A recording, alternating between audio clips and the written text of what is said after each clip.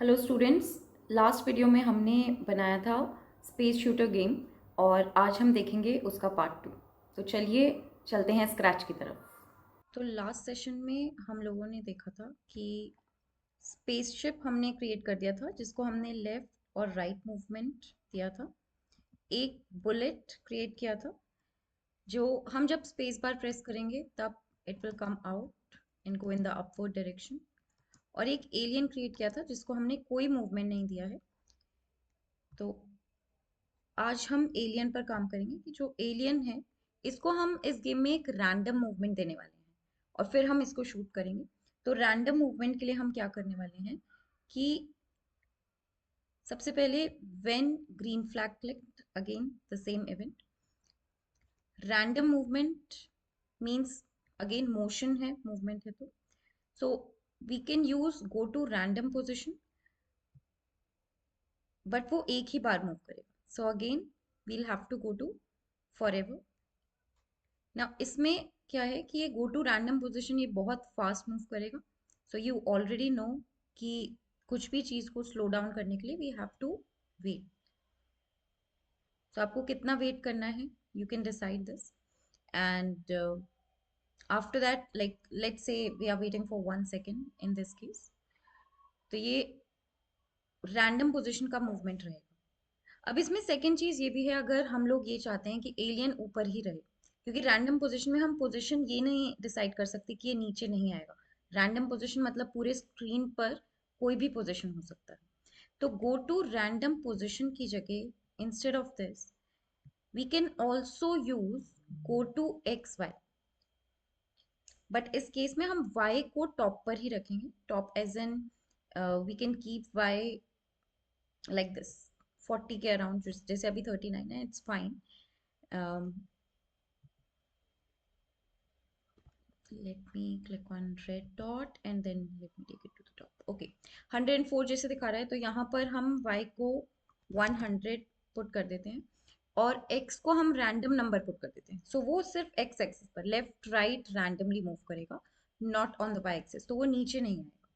सो इस केस में हम अब रैंडम मूवमेंट कर रहे हैं -180 टू 180 के बीच में, बिकॉज अगेन हम लोगों ने पहले भी ये डिस्कस किया है कि जो मैक्सिमम और मिनिमम साइड पर स्क्रीन है वो -200 टू 200 वेरी करती है on the X axis also and on the Y axis also. तो अभी देखो ये मूवमेंट इस तरीके से हो रहा है, ऊपर ही है बट एक्स कोऑर्डिनेट पर मूव कर रहा है। इसको वेट करवा सकते हैं for 1 second and then you will see it will start moving like this randomly on the X axis. अब जो बुलेट आ रही है स्पेसशिप से बाहर, जब भी वो इस एलियन को टच करेगी तो हमारा स्कोर इंक्रीज होना चाहिए।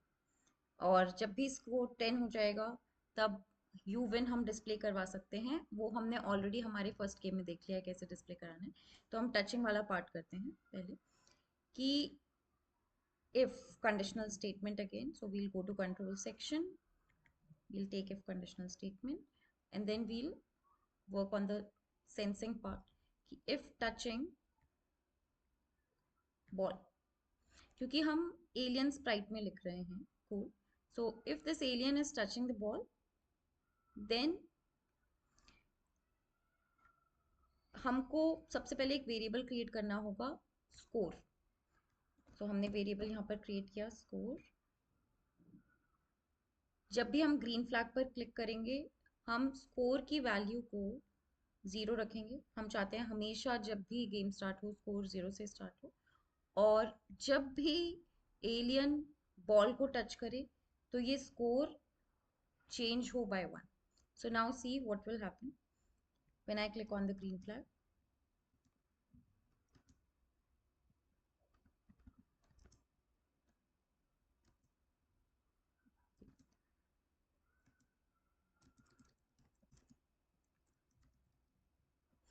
ठीक है, तो आपको दिख रहा होगा कि स्कोर चेंज हो रहा है एंड